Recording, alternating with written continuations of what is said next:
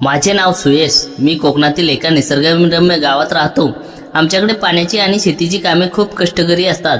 आदल्या जराती शेतात पाण्याची प्रचंड वणवण झाली होती.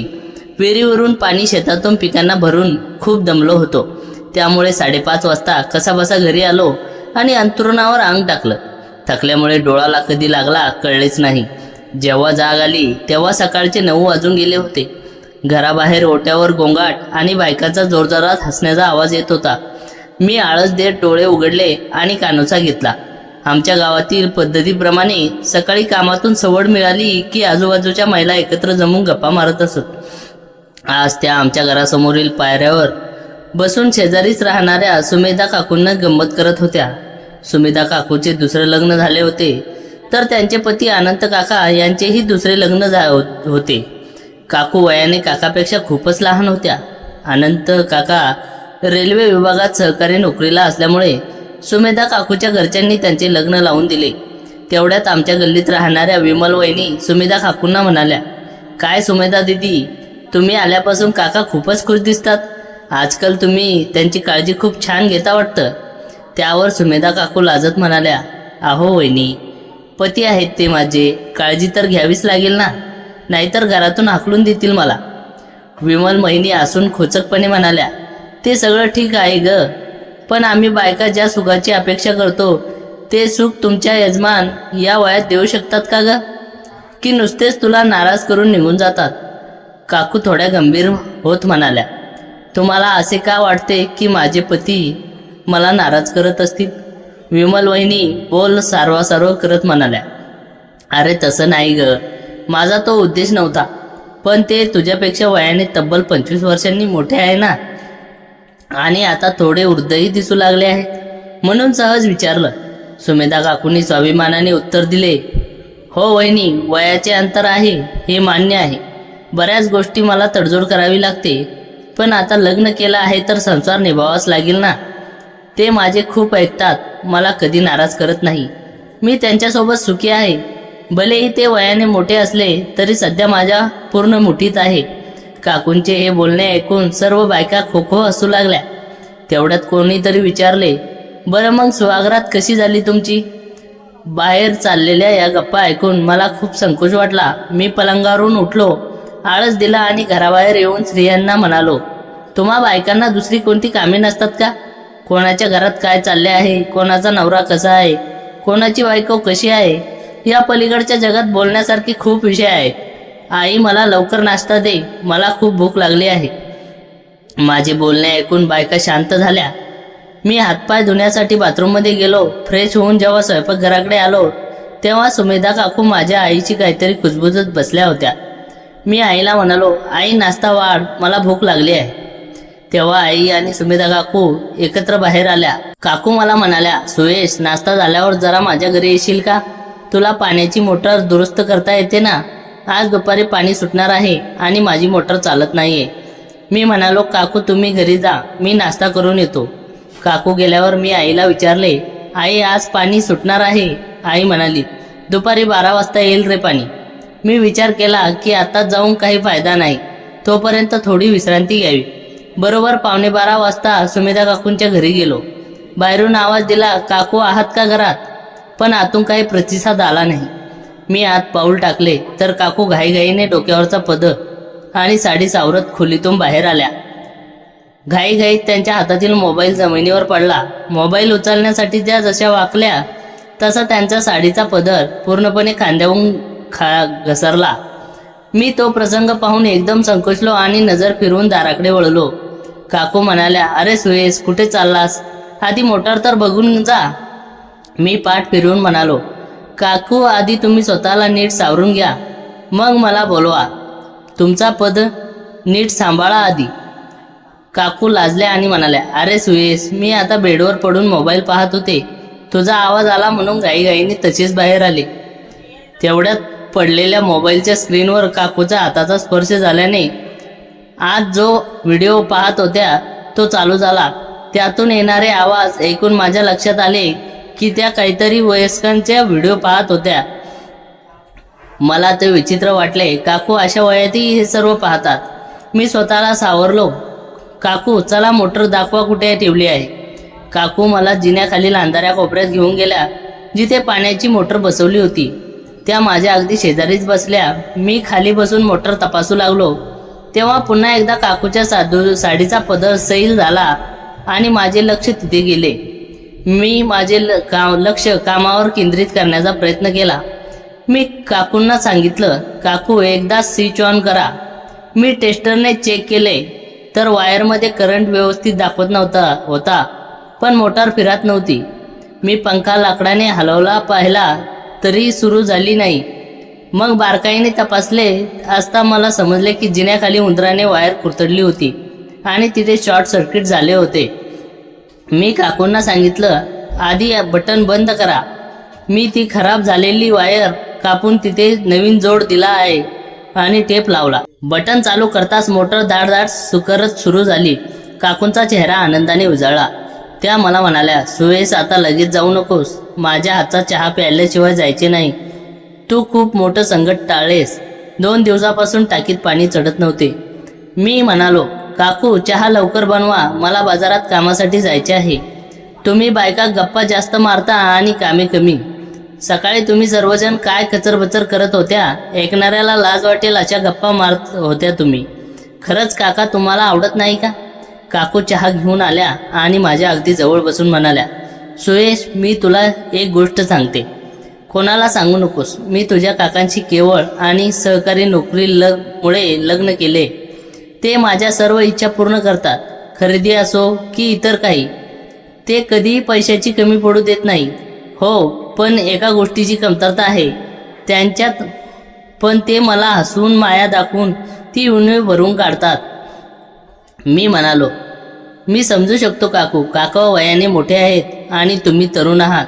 इतर बायका जशा पतीसोबत सुखात राहतात तसे तुम्हाला राहता येते का? काकू हळूच हसल्या आणि माझ्या खांद्यावर हात ठेवून म्हणाल्या, इतर गोष्टी ठीक आहेत रे, पण प्रेमाच्या बाबतीत थोडे कमकुवत आहेत. जर मला तशी प्रेमाची गरज भासली तर तू आहेस ना माझ्या मदतीला. मी जरा सावध होत म्हणालो, नाही काकू, मी अजून कुमारी. गाडी चालवण्यावर विश्वास ठेवतो. ही जुनी गाडी कधीही धोका देऊ शकते. त्यावर काकू मिश्किलपणे हसत म्हणाल्या, अरे सुयश, नवीन गाडीपेक्षा जुनी गाडी मायलेज जास्त देते, हे लक्षात ठेव. त्याच्या बोलण्याचा रोख ओळखून मी तिथून उठलो, चहा संपवला आणि बाजाराच्या दिशेने निघालो. मनात विचार आला, काकूंनी खरोखरच माझी गरज आहे का? पण माझे मन तर समोरच राहणाऱ्या विमल वहिनीवर चढले होते. विमल वहिनी मला खूप आवडायच्या, पण त्यांच्या मनात काय आहे हे मला माहीत नव्हते. बाजारात जाऊन मी शेतासाठी लागणारे खत आणि बियाणे खरेदी केली आणि दुपारी घरी आलो. जेवण करून मी वामकुक्षी घेतली. संध्याकाळी जेव्हा मी उठलो तेव्हा आईने गरमागरम खमंग ठोकळा बनवला होता. आई म्हणाली, सुयश हा डबा शेजारच्या सुमेधाला देऊन ये जा. तिला ठोकळा खूप आवडतो. ती दुसऱ्या राज्यातली असल्याने तिला बनवता येत नाही. मी कंटाळून म्हणालो, आई मी तिला आवाज देतो, ती स्वतः येऊन घेऊन जाईल. आई ओरडली, अरे ती घरात काही कामात असेल, तू स्वतः जाऊन दिलास तर काय बिघडेल, जा लवकर. मी नाईलाजाने डबा घेतला आणि सुमेधा काकूंच्या घरी गेलो. घरात टीव्हीचा आवाज खूप मोठा होता. मी 2-3 वेळा आवाज दिला पण कोणताच प्रतिसाद आला नाही. मी हळूच दिवाणखान्यात गेलो तर समोरचे दृश्य पाहून थक्क झालो. काकू गाऊन घालून टीव्हीवरील एका गाण्यावर मनसोक्त नाचत होत्या. त्यांचे नृत्य अतिशय देखणे होते. नाचताना आलेला घाम त्यांच्या गाऊनने पुसत होत्या. त्यांचे रूप पाहून माझ्या मनात काहीतरी वेगळीच भावना निर्माण झाली. अचानक त्यांची नजर माझ्यावर पडली. त्यांनी घाईघाईने टीव्हीचा आवाज कमी केला आणि लाजत म्हणाल्या, सुयश तू कधी आलास? मी म्हणालो, काकू 5 मिनिटे झाली. आईने हा खमंग ठोकळा पाठवला आहे तुमच्यासाठी. मी पुढे म्हणालो, काकू तुम्ही सुंदर नाचता. तुम्ही एखाद्या डान्स शोमध्ये जायला हवे. काकू सुखावल्या आणि म्हणाल्या, मला लहानपणापासूनच नाचण्याची आवड आहे. वेळ मिळाला की माझा छंद जोपासते, पण आज जरा जास्तच दमले रे. असे म्हणत त्यांनी आळस देण्यासाठी हात वर केले. त्यावेळी गाऊनचे वरचे हुक उघडले असल्याने त्यांच्या खांद्यावरील पट्टी मला स्पष्ट दिसली. ते पाहून माझे तरुण मन त्यांच्याकडे अधिकच आकर्षित झाले. विमल वहिनीपेक्षा सुमेधे काकू मला आता अधिक मोहक भासू लागल्या होत्या. मी डबा ठेवून घरी आलो, पण डोक्यात काकूंचे विचार चक्रावत होते. दुसऱ्या दिवशी दुपारी 12च्या सुमारास मी शेतातून घरी आलो. अचानक सुसाट्याच्या वादळी वाऱ्यात सुटू लागला. वारा प्रचंड होता की अंगणातील कपडे पत्रे उडू लागले. आई म्हणाली, सुयश, बाहेर आपले कपडे उडून जातील, लवकर गोळा कर. मी बाहेर आलो तेव्हा हवेत सगळीकडे धूळ उडत होती. तेवढ्याच शेजारच्या सुमयता काकूही त्यांचे कपडे गोळा करण्यासाठी आल्या. माझे कपडे थोडेच असल्याने मी ते पटकन गोळा केले. काकूंनी कपडे आवडताना अडचण येत होती. त्या मला म्हणाल्या, सुयश, जरा मदत कर ना मला हे कपडे गोळा करायला. मी माझे कपडे घरात ठेवले आणि त्यांच्या अंगणात आलो. आम्ही दोघांनी मिळून सर्व कपडे गोळा केले आणि काकूंच्या घरात आणले. काकू म्हणाल्या, हे खूप कपडे आहेत, यात काही शेजाऱ्याचेही उडून आलेले दिसतात. मी म्हणालो, काकू, मी एक एक कपडा दाखवतो, तुम्ही तुमचे ओळखा. सुरुवातीला काकूंनी त्यांच्या पतीचे कपडे ओळखले, पण जेव्हा काकूच्या वस्त्राची नंबर आला तेव्हा ते माझ्या हातात आले. मी काकूंना विचारले, काकू, हे तुमचे आहेत की दुसऱ्या कोणाचे? काकू प्रचंड लाजल्या. त्यांनी मान खाली घातली आणि हसत म्हणाल्या, नाही रे, माझे नाहीत, ते बेडवर ठेवलेले 3D प्रिंटचे आहेत ना, ते माझे आहेत. मी ते कपडे बाजूला ठेवून काकूंच्या स्वतः कपडे हातात दिले. इतर कपडे बाहेर ओट्यावर ठेवले आणि शेजाऱ्यांना त्यांचे कपडे घेऊन जावे आवाज दिला. जेव्हा मी पुन्हा काकूंच्या घरात गेलो तेव्हा काकू दिवाणखान्यात दोरी बांधून त्यावर कपडे वाळत घालत होते. तिचे नाजूक वस्त्रे अगदी माझ्या नजरेसमोर सुकत होते. मी त्याच्याकडे एकटेक पाहत राहिलो. काकू मला म्हणाल्या, सुयश, मी तुझ्याशी बोलते आणि तुझं लक्ष कुठे आहे? मी धाडस करून म्हणालो, काकू, यातले कोणते कपडे इतके सुंदर आहेत की मला खूप आवडले. काकू हसून म्हणाल्या, अरे, कपडे तर सगळे सारखेच असतात. मी म्हणालो, काकू, कापड तेच असते, पण त्यावर डिझाईन आणि ते परिधान करणारी व्यक्ती यावर सर्व अवलंबून असते. काकूंना माझ्या बोलण्याचा रोग समजला होता, पण त्या शांत राहिल्या. मी घरी परतलो, पण डोळ्यासमोरून ते दृश्य हलत नव्हते. तिसऱ्या दिवशी दुपारी काकू आमच्या ओट्यावर आईसोबत गप्पा मारत बसल्या होत्या. मी शेतातून आलो तेव्हा आई म्हणाली, सुयश, जरा बाजारातून सुमेधासाठी डोकेदुखीची गोळी आणून दे रे, काल रात्रीपासून तिचे डोके खूप दुखते. मी म्हणालो, काकू, तुमच्या घरात तापाची गोळी असेल ना, तीच घ्या, त्यानेही डोकेदुखी थांबते. काकू म्हणाल्या, घरात खूप गोळ्या आहेत रे, पण मला त्यातली तापेची कोणती समजत नाही, तू चल ना माझ्यासोबत. मी त्यांच्या घरी गेलो. त्यांनी गोळ्याचे पाकिट दाखवले. मी त्यातली एक गोळी काढून दिली आणि त्यांना जेवणानंतर घेण्यास सांगितले. पण त्या पाकिटात 2 गोळ्या सारख्याच रंगाच्या असल्याने काकूंचा गोंधळ झाला. जेवणानंतर अर्ध्या तासातच काकूंनी मला फोन आला, सुयश, मला खूप विचित्र वाटते, चक्कर आल्यासारखे होतंय, पण तू लवकर ये. मी घाईघाईने त्यांच्या घरी गेलो. काकूंनी दिलेली गोळी घेतली ना तुम्ही? त्यांनी होकार दिला आणि किचनमधून त्या गोळीचे रॅपर आणले. मी रॅपर पाहताच चकित झालो. ती तापाची गोळी नव्हती, तर शक्तिवर्धक पावर गोळी होती, जी चुकून काकूंनी घेतली होती. काकूंच्या चेहऱ्यावर वेगळेच हावभाव उमटत होते. त्यांचे शरीर उष्णतेने तप्त झाले होते. काकू म्हणाल्या, सुयश, माझ्या शरीरात आग होते, मला या क्षणी तुझी खूप गरज आहे, माझ्या जवळ बस ना. त्यांनी माझा हात पकडला. त्यांच्या हातातील थरथरणारी उष्णता मला जाणवत होती. काकू माझ्या चेहऱ्यावरून हात फिरवू लागल्या आणि मला जवळ ओढू लागल्या. त्यांच्या शरीरात त्या गोळीच्या प्रभावाने तीव्र इच्छा जागृत झाली होती आणि त्यांनी शांत करण्यासाठी माझी गरज होती. माझ्या मनात थोडी भीती होती की कोणी पाहिले तर, पण काकूंचा तो व्याकुळ चेहरा पाहून मी स्वतःला रोखू शकलो नाही. मी धावत जाऊन घराचा मुख्य दरवाजा आतून लावून घेतले आणि काकूंच्या खोलीत आलो. काकूंनी मला मिठी मारली. मीही त्यांना प्रतिसाद दिला. आम्ही एकमेकांच्या मिठीत विरघळून गेलो. काकूंच्या शरीराची उष्णता आणि माझ्या मनातील ओढ एकत्र आली. पुढे 2 तास आम्ही एकमेकांच्या प्रेमात पूर्णपणे वाहून गेलो. दुपारी 3 वाजेपर्यंत आम्ही अत्यंत उत्कटतेने एकमेकांना साथ दिली. त्या दिवशी सुमेधा काकूंना खरे सुख मिळाले होते. त्या सुखावून मला म्हणाल्या, सुयश, तू खरोखरच खूप प्रेमळ आहेस. आज माझी खरी इच्छा पूर्ण झाली. त्या दिवसापासून आमचे नाते अधिक घट्ट झाले. जेव्हा जेव्हा काका सकाळी ड्युटीवर निघून जायचे तेव्हा शेतात जाण्यापूर्वी मी काकूच्या घरी जाऊन त्यांची भेट घ्यायचो आणि दुपारी जेवणानंतर वेळ आम्ही एकत्र घालवायचो. अशा प्रकारे आमच्या एका चुकीच्या गोळीने आमच्या आयुष्यात एक अनपेक्षित गोड वळण दिले होते. त्या अभूतपूर्व दुपारीनंतर आमच्या आयुष्याला एक वेगळीच गती मिळाली होती. सुमेधा काकूंच्या रूपाने माझ्या आयुष्यात एक अत्यंत देखणी, समजूतदार आणि माझ्या भावनांना पूरक अशी स्त्री आली होती. अनंत काका सकाळी 8:30 वाजता रेल्वेच्या ड्युटीवर घरातून बाहेर पडायचे आणि त्यांच्या जाण्यानंतर आमच्या प्रेमाचा खरा खेळ सुरू व्हायचा. दिवसेंदिवस आमचे गुपित नाते अधिक घट्ट आणि रोमॅन्टिक होत चालले होते. आता केवळ शारीरिक आकर्षण उरले नव्हते, तर त्या पलीकडे जाऊन आम्ही एकमेकांच्या भावनांना, आवडीनिवडींना समजून घेऊ लागलो होतो. त्या दिवशी पावसाची हलकी सर येऊन गेली होती, त्यामुळे हवेत एक छानसा गारवा पसरला होता. नेहमीप्रमाणे काका ड्युटीवर निघून गेले. मी शेतात जाण्याची तयारी करत होतो, पण पायात बोट चढवत असताना माझ्या मोबाईलवर काकूंचा मेसेज आला. सुयश, चहा तयार आहे आणि मी तुझी वाट पाहत आहे, लवकर ये. मेसेज वाचताच माझ्या चेहऱ्यावर हसू उमटले. मी आईला सांगितले की शेतात जाण्यापूर्वी जरा शेजारच्या दुकानातून काही सामान आणायचे आहे आणि मी काकूंच्या घराच्या दिशेने निघालो. काकूंच्या घराचा मुख्य दरवाजा नेहमीप्रमाणे अर्धवट उघडे होते. मी आत पाऊल टाकले आणि मागून हळूच कडी लावून घेतली. दिवाणखान्यात कोणीच नव्हते, पण आतल्या खोलीत हलकासा सुगंध येत होता. मी पावले टाकत बेडरूमच्या दारात उभा राहिलो. समोरचे दृश्य पाहून माझे हृदय एका क्षणासाठी थांबल्यासारखे झाले. काकू बेडवर पाय दुमडून बसल्या होत्या. त्यांनी आज एक अतिशय सुंदर फिकट गुलाबी रंगाची रेशमी साडी परिधान केली होती. त्यांचे ओले केस पाठीवर मोकळे सोडलेले होते, ज्यातून पाण्याचे थेंब अजूनही टपकत होते. खोलीत मंद प्रकाश होता. मी हळूच मागून गेलो आणि त्यांच्या खांद्यावर माझे हात ठेवले. माझ्या स्पर्शाने काकू सळसळल्या. त्यांनी मागे वळून पाहिले आणि त्या मोठ्या काजळ घातलेल्या डोळ्यांनी माझ्याकडे रोखून पाहिले.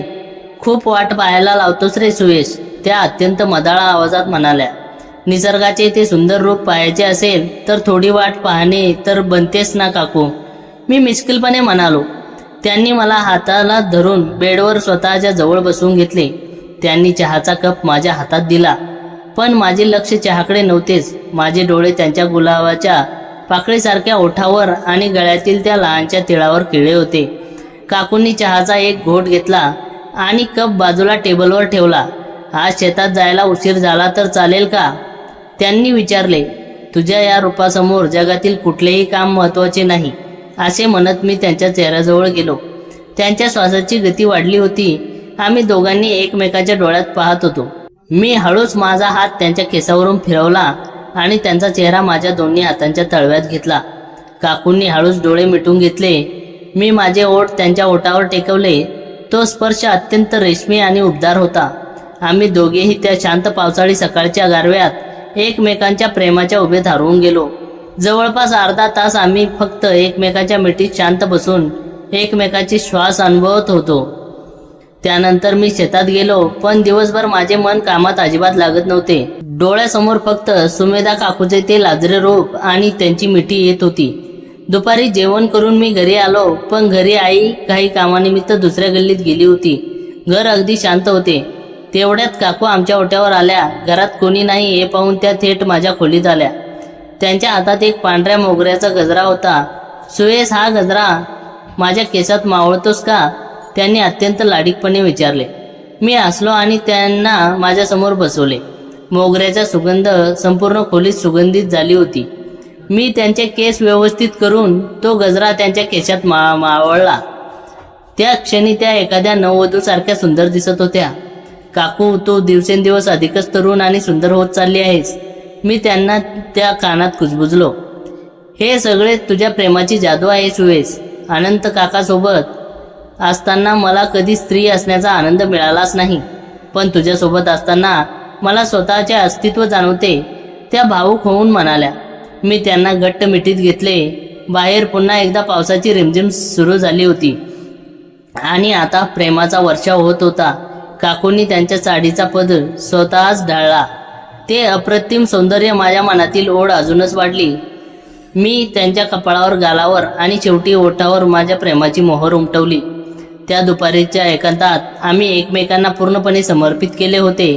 त्यांचा तो प्रत्येक स्पर्श, त्यांचे हळूच हसणे आणि प्रेमाच्या अतिरेकात त्यांनी माझ्या पाठीवर उमटवलेले नखाची खूण, हे सर्व काही अत्यंत रोमॅन्टिक आणि अविस्मरणीय होते. दुपारी 3 वाजेपर्यंत आम्ही त्या प्रेमाच्या महापुरात पोहत होतो. जेव्हा सर्व काही शांत झाले तेव्हा काकू माझ्या छातीवर डोकं ठेवून झोपल्या होत्या. मी त्यांच्या केसातून बोटं फिरवत होतो. सुयश, मला नेहमी असेच तुझ्याजवळ ठेवून घेशील ना? त्यांनी अत्यंत निरागसपणे विचारले. जोपर्यंत या शरीरात श्वास आहे तोपर्यंत तू माझ्या मनात राहशील काकू, मी त्यांना वचन दिले. त्यानंतर काकू स्वतःचे कपडे नीट सावरून केसाचा आंबाडा बांधून हळूच त्यांच्या घरी निघून गेल्या. मी पलंगावर पडून राहिलो. विमल वहिनीचे माझे जुने आकर्षण आता पूर्णपणे संपले होते, कारण सुमेधा काकू माझ्या मनाचा आणि शरीराचा प्रत्येक कोपरा आपल्या निखळ प्रेमाने व्यापून टाकला होता. हे नाते जगाच्या नजरेत कदाचित चुकीचे असू शकते, पण आमच्यासाठी ते दोन तप्त मनाने आणि आत्म्याचे सुंदर मिलन होते. आमच्या प्रेमाचा हा लपंडाव असाच काही महिने सुरू राहिला. सुरुवातीला जे केवळ एका चुकीच्या गोळीमुळे निर्माण झालेले शारीरिक आकर्षण होते, त्याचे रूपांतर आता अत्यंत खोल, संवेदनशील आणि एकमेकाविषयी आदर असणाऱ्या एका हृदयस्पर्शी नात्यात झाले होते. सुमेधा काकू आता केवळ माझ्या भावनांची भूक नव्हत्या, तर त्या माझ्या जगण्याचा एक महत्त्वाचा भाग बनल्या होत्या. पण म्हणतात ना, सुखाचे दिवस फार काळ लपून राहत नाही. नियतीने आमच्या या नात्याला एका अशा वळणावर आणून ठेवले जिथे आम्ही दोघांनाही भावनांची खरी परीक्षा होती. नोव्हेंबर महिन्याचे दिवस होते. हवेत गुलाबी गारवा पसरू लागला होता. अनंत काका काही कामानिमित्त 2 दिवसासाठी मुंबईला गेले होते, त्यामुळे सुमेधा काकूच्या घरी आम्हा दोघांनी हक्काचा एकांत मिळाला होता. त्या रात्री मी काकूच्या घरी गेलो. नेहमीप्रमाणे हसून स्वागत करण्याऐवजी आज काकू खूप शांत आणि गंभीर दिसत होत्या. खोलीत एक मंद दिवा जळत होता. मी त्यांच्याजवळ गेलो आणि त्यांचा हात हातात घेतला. त्यांचा हात नेहमीसारखा उबदार नव्हता, तो गार पडला होता. काय झाले काकू, आज इतकी शांत का आहेस? काही अडचण आहे का? मी काळजीने विचारले. काकूंनी माझ्याकडे पाहिले आणि त्यांच्या डोळ्यात अश्रू तळाले होते. त्यांनी काही न बोलता माझे दोन्ही हात आपल्या हातात घेतले आणि आपल्या गालाला लावले. त्यांच्या डोळ्यातून एक पाण्याचा थेंब माझ्या हातावर पडला. तो स्पर्श माझ्यासाठी हृदयात चर्र करून गेला.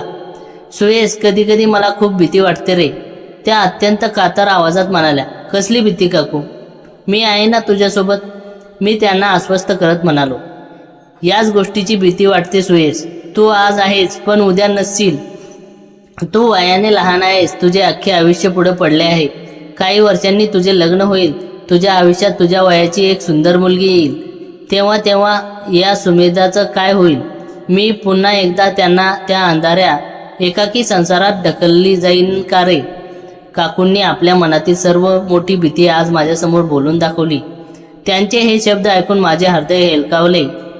मला जाणवले की मी त्यांच्या जे प्रेम करत होतो त्या प्रेमाने त्यांना जगण्याची एक नवी उमेद दिली होती, पण सोबतच कधी न संपणारी एक असुरक्षितताही दिली होती. मी त्यांना हळूच जवळ ओढले आणि घट्ट मिठीत घेतले. काकू, माझ्या आयुष्यात कोणीही आले तरी या मनाचा एक कोपरा फक्त तुझाच अधिकार असेल. पुरुष असण्याची पहिली जाणीव करून दिली आणि मी तुला स्त्री असण्याचे खरे सुख दिले. हे नाते जगासाठी काहीही असेल तरी माझ्यासाठी पवित्र आहे, मी त्यांच्या पाठीवरून हात फिरवत म्हणालो. माझ्या या शब्दांनी त्यांच्या मनाला धीर मिळाला. त्यांनी मिठीतून बाहेर येत माझ्या चेहऱ्याकडे पाहिले. त्या रडत असतानाही कमालीच्या सुंदर दिसत होत्या. मी हळूच माझ्या अंगठ्याने त्यांचे अश्रू पुसले आणि त्यांच्या कपाळावर एक अत्यंत शांत, आदरयुक्त आणि हळूवार चुंबन घेतले. त्या प्रत्येक रात्री आमचे प्रेम शारीरिक पातळीवर नव्हते, तर 2 आत्म्यांचे एकमेकांना दिलेले भावनिक आश्वासन होते. आम्ही रात्रभर एकमेकात हात धरून जुन्या आठवणी काढली. काही महिने आणखी उलटले. गावातील दिवस नेहमीप्रमाणे सरकत होते. एक दिवस माझी आई घरात काहीतरी बोलता बोलता सुमेधा काकूसमोर म्हणाली, आता सुयश 25 वर्षाचा झालाय, पुढच्या वर्षात त्याचे लग्न उरकून घ्यायला हवे. चांगल्या मुलीचे स्थळ पाहायला सुरुवात केली पाहिजे. आईचे हे बोलणे ऐकताना सुमेधा काकूच्या चेहऱ्यावर रंग उडाला, पण त्यांनी स्वतःला सावरले आणि हसून म्हणाल्या, हो वंश, सुयशसाठी अत्यंत गुणी आणि सुंदर मुलगी शोधू आपण. त्या दिवशी दुपारच्या एकांतात जेव्हा आम्ही भेटलो तेव्हा काकूच्या वागण्यात एक वेगळा समजूतदारपणा आणि शांतता होती. त्यांनी माझ्या आवडीनिवडीची खीर बनवली होती. त्यांनी मला स्वतःला हाताने खीर भरवली. सुयश, आज मी तुला काहीतरी मागणार आहे. मला नाही म्हणणार नाहीस ना? त्यांनी माझ्या डोळ्यात पाहत विचारले. माग ना काकू, तुझ्यासाठी काहीही, मी म्हणालो. त्यांनी दीर्घ श्वास घेतला आणि माझा हात पकडून म्हणाल्या, आता वेळ आली आहे सुयश, आपण थोडं दूर होण्याची. माझ्या हातातला चमचा खाली पडला. हे काय बोलतेस काकू, मी तुझ्याशिवाय? काकूंनी माझ्या ओठावर आपले बोट ठेवले. माझे पूर्ण बोलणे ऐक सुयश, मी तुझ्यावर जीवापाड प्रेम करते आणि आयुष्यभर करत राहीन. पण जर माझे प्रेम तुझ्या भविष्याच्या आड आले तर ते प्रेम कसले? आई तुझ्या लग्नाचं बोलत होती. तुला संसाराची, मुलाबाळाची गरज आहे. मी एक विवाहित स्त्री आहे. माझ्या नशिबात जे सुख नव्हतं ते तू मला दिलंस. मी आता तृप्त आहे, पण तुझ्या हक्काच्या सुखावर दरोडा टाकण्याचा अधिकार मला नाही. त्यांच्या डोळ्यातून अश्रू वाहू लागले होते, पण तरीही त्यांच्या चेहऱ्यावर एक अलौकिक समाधान होते. आपण हे नाते इथेच थांबूया सुयश. शारीरिकदृष्ट्या आपण दूर होऊ, पण मानसिकदृष्ट्या आपण नेहमी एकमेकांच्या जवळ राहू. जेव्हा कधी तुला माझी गरज भासेल, तुझी ही सुमेधा काकू नेहमी शेजारीच असेल. पण तू आता भविष्याचा विचार कर. त्यांनी अत्यंत प्रौढ आणि हृदयस्पर्शी निर्णय घेतला होता. मला समजले होते की हा निर्णय घेण्यासाठी त्यांच्या मनाला किती यातना झाल्या असतील. स्वतः सुखाचा त्याग करून माझ्या भविष्याचा विचार करणाऱ्या या स्त्रीबद्दल माझ्या मनात आदर शतपटीने वाढला. मी काही न बोलता त्यांच्या कुशीत डोके ठेवले आणि मुसमुसून रडू लागलो. त्यांनी माऊलीसारखं माझ्या केशात हात फिरवला. त्या दिवसापासून आमच्यातील संबंधाचा तो अध्याय संपला. पण आमच्यातील ओढ, आदर, ते मूक प्रेम कधीच कमी झाले नाही. पुढे काही वर्षांनी माझे लग्न झाले. माझ्या संसारात मी रमलो. पण आजही जेव्हा जेव्हा मी घराच्या खिडकीतून बाहेर पाहतो, समोरच्या ओट्यावर सुमेधा काकूंना पाहतो, तेव्हा आमची नजरानजर होते. त्या केवळ गालातल्या गालात असतात आणि त्या एका छोट्याशा हसण्यातून आम्हा दोघांनाही आमच्या त्या जुन्या वादळी आणि सुंदर दिवसांची आठवण ताजी होते. ते प्रेम जगाच्या नियमात बसणारे नव्हते, पण आमच्या दोघांच्या हृदयावर कोरलेले एक अजरामर वळण होते. आमच्या नात्यातील तो भावनिक आणि त्यागाचा टप्पा येऊन काही महिने उलटले होते. आम्ही शारीरिकदृष्ट्या दूर झालो होतो आणि मी माझ्या शेतीच्या कामात मन रमवण्याचा प्रयत्न करत होतो. सुमेधा काकूही घरातच असायच्या.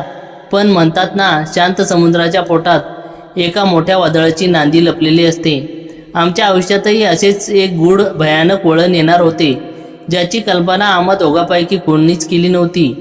जानेवारी महिन्याचे दिवस होते. गावात प्रचंड थंडी पडली होती. नेहमीप्रमाणे अनंत काका सकाळी 8:30 वाजता रेल्वेच्या ड्युटीसाठी निघाले. मी शेतावर जाण्यासाठी घरातून बाहेर पडलो तर मला सुमेधा काकूच्या घराच्या ओट्यावर एक अनोळखी तरुण उभा असलेला दिसला. त्याने काळ्या रंगाचे जॅकेट घातले होते आणि चेहऱ्यावर टोपी ओढलेली होती. तो काकूंच्या हातात एका पिवळ्या रंगाचे मोठे पाकिट देत होता. काकूंचा चेहरा भीतीने पांढरा फटक पडला होता. त्या तरुणाने माझ्याकडे पाहिले. चेहऱ्यावरची टोपी अजून खाली ओढली आणि तो घाईघाईने गल्लीच्या बाहेर निघून गेला. मी दाखवतच काकूच्या जवळ गेलो. मला पाहताच त्यांनी ते पाकिट पटकन आपल्या साडीच्या पदराखाली लपवले. काकू, कोण होता तो माणूस आणि काय दिले त्याने तुझ्या हातात? मी विचारले. काकूंचा आवाज थरथरत होता. कोण नाही रे सुयश, तो काकांना रेल्वेतील कोणीतरी माणूस होता. काही कागदपत्रे द्यायला आला होता.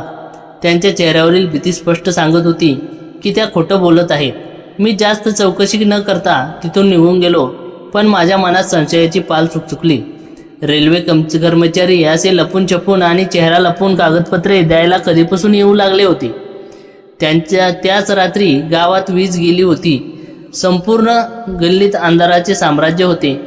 मी माझ्या खोलीच्या खिडकीतून बाहेर पाहत होतो. अचानक मला सुमेधा काकूच्या घरातून कोणाचा तरी जोरात ओरडण्याचा आणि भांडी पडण्याचा आवाज आला.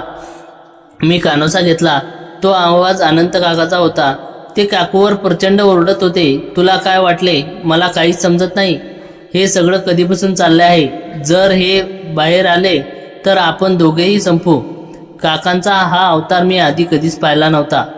ते तर वयाने मोठे आणि अत्यंत शांत स्वभावाचे होते. मग काकूवर असे ओरडत होते आणि कोणत्या बाहेर येण्याची त्यांना भीती होती. माझ्या मनात धडधड वाढू लागली. मला वाटले आमच्या जुन्या नात्याबद्दल तर काकांना समजले नसेल ना. दुसऱ्या दिवशी दुपारी अनंत काका ड्युटीवर गेले होते. मी धीर धरून सुमेधा काकूंच्या घरी गेलो. दाराला कडी नव्हती म्हणून मी थेट आत गेलो. घरात विलक्षण शांतता होती. मी खोलीत पाहिले तर काकू बेडवर बसून ओक्साबोक्शी रडत होत्या. त्यांच्या हातावर आणि गळ्यावर काही जखमांच्या खुणा दिसत होत्या. काकू, हे काय आहे? काकांनी तुला का मारले? मी संतापाने विचारले. काकूंनी माझ्याकडे पाहिले. त्यांच्या डोळ्यात आता केवळ भीती नव्हती तर एक भयानक रहस्य लपलेलं दिसत होतं. त्यांनी मला जवळ ओढले आणि म्हणाल्या, सुयश, तू विचारत होतास ना त्या पाकिटाबद्दल? ते पाकिट काकांचे नव्हते, ते माझ्या पहिल्या पतीचे होते. हे ऐकून माझे पाय जमिनीला खिळले. पहिलं पती? पण काका तर तुझे दुसरे पती आहेत ना? मग तुमचे पहिले पती तर वारले आहेत असे गावात सगळे सांगतात. काकू गुदमरल्या आवाजात म्हणाली, नाही सुयश, ते वारले नाहीत. ते जिवंत आहेत आणि जेलमध्ये आहेत. अनंत काकांनी आणि माझ्या घरच्यांनी मिळून फसवणूक करून माझे दुसरे लग्न करून लावून दिले आणि आता ते जेलमधून सुटले आहेत. तो तरुण त्यांचाच माणूस होता जो मला धमकावायला आला होता. जर मी त्यांना पैसे दिले नाही तर ते अनंत काकाच्या रेल्वेमधील एका मोठ्या घोटाळ्याचे पुरावे पोलिसांना देणार आहेत. माझे डोके चक्रावून गेले. त्या अनंत काकांना संपूर्ण गाव एक सरळ मार्गी सहकारी कर्मचारी समजत होते. ते एका मोठ्या घोटाळ्यात अडकले होते आणि काकूंचे पहिले पती जिवंत आहे होते. पण काका काल रात्री तुझ्यावर का ओरडत होते? मी विचारले. काकूंनी जिन्याखालील त्या अंधाऱ्या कोपऱ्यातील बोर्ड दाखवले जिथे काही महिन्यापूर्वी मी पाण्याची मोटर दुरुस्त केली होती. त्या जिन्याखाली मोटरच्या मागे असलेल्या भिंतीमध्ये काकांनी तो सगळा काळा पैसा आणि घोटाळ्याची कागदपत्रे लपून ठेवली आहेत. काल रात्री त्यांना समजले माझ्या पहिल्या पतीने त्यांना ब्लॅकमेल करायला सुरुवात केली आहे म्हणून ते माझ्यावर संशय घेत होते. मी ती माहिती बाहेर दिली. आता खेळ खूप धोकादायक झाला होता. त्या रात्री मला झोप येत नव्हती. रात्रीचे साधारण 1:30 वाजले असतील. बाहेर कुत्र्यांचा भुंकण्याचा आवाज येत होता. अचानक मला सुमेधा काकूच्या घराच्या दिशेने 2 सावल्या जाताना दिसल्या. मी ताडकन उठलो आणि हातात एक जाड लाकडी काठी घेऊन मागच्या दाराने बाहेर पडलो. मी काकूच्या घराच्या मागच्या खिडकीपाशी गेलो. आत दिवाणखान्यात मंद प्रकाश होता. 2 अनोळखी विषम हातात चाकू घेऊन अनंत काका आणि सुमेधा काकूकडे धमकावत होते. जिन्याखालील ती मोटर बाजूला सरकवली गेली आणि तिथली एक वीड काढून आतून एक मोठे काळे पाकिट बाहेर काढले गेले होते. अनंतराव, खूप कमवलेले रेल्वेतील पैशांवर आता हिशोब चुकवण्याची वेळ आली आहे, त्यातील एका गुंडाने म्हटले. अनंत काका हात जोडून भीतीने थरथरत होते. सुमेधा काकू एका कोपऱ्यात उभ्या राहून देवाचे नाव घेत होत्या. तेवढ्यात एका गुंडाने नजर काकूवर गेली. त्याच्या मनात काहीतरी वाईट विचार आला आणि त्याने काकूचा हात पकडून त्यांना स्वतःकडे ओढण्याचा प्रयत्न केला. काकू जोरात ओरडल्या, सुयश, मला वाचव. त्यांनी तो आवाज ऐकून माझ्या अंगात 100 हत्तीचे बळ आले. मी मागचे दार लाथ मारून तोडले आणि थेट आत घुसलो. माझ्या हातातील काठीने मी पहिल्या गुंड्याच्या डोक्यावर जोरदार प्रहार केला. तो खाली पडला. दुसऱ्या गुंडाने माझ्यावर चाकूने हल्ला करण्याचा प्रयत्न केला पण मी स्वतःला सावरत त्याच्या हातावर वार केला. चाकू खाली पडला. तो गुंडही तिथून पळून गेला. घरात शांतता पसरली. तो गुंड जमिनीवर पडून विवळत होता. अनंत काका अजून धक्क्यात होते. सुमेधा काकू धावत येऊन मला घट्ट मिठी मारली. त्यांच्या डोळ्यातून अश्रू वाहत होते. काकांनी हळूच माझ्याकडे पाहिले. त्यांच्या डोळ्यात आता गुन्हेगाराची जाणीव आणि शरम होती. त्यांनी घोटाळ्याचे पाकिट माझ्या हातात दिले. सुयश, तू आज आमचा जीव वाचवलास. हे पाकिट पोलिसांच्या हवाली कर. मी माझ्या चुकीची शिक्षा भोगण्यास तयार आहे. पण सुमेधा निर्दोष आहे. तिला यात अडकवू नकोस. काका रडत म्हणाले. काही वेळातच मी पोलिसांना फोन केला. पोलीस आले आणि त्यांनी त्या गुंडाला अटक केली. सोबतच अनंत काकांनाही चौकशीसाठी ताब्यात घेतले. काही दिवसानंतर कोर्टाच्या खटल्यात अनंत काकांची शिक्षा झाली पण त्यांनी सुमेधा काकू या सगळ्यापासून दूर ठेवले होते. काकू आता घरात एकट्या राहत होत्या. गावातील लोक आता त्यांच्याकडे वेगळ्या नजरेने पाहत होते. पण मला माहीत होते की त्या संपूर्ण प्रवासात त्या केवळ एक बळी ठरल्या होत्या. आता मी दररोज संध्याकाळी त्यांच्या घरी जायचो. आमचे नाते संपले होते तरी या भयानक सस्पेन्स आणि संकटावर आमचे एकमेकांवरील अवलंबित आणि मानसिक नाते अधिकच दृढ झाले होते. या गूढ वळणाने आमच्या आयुष्याची दिशा पूर्णपणे बदलून टाकली होती.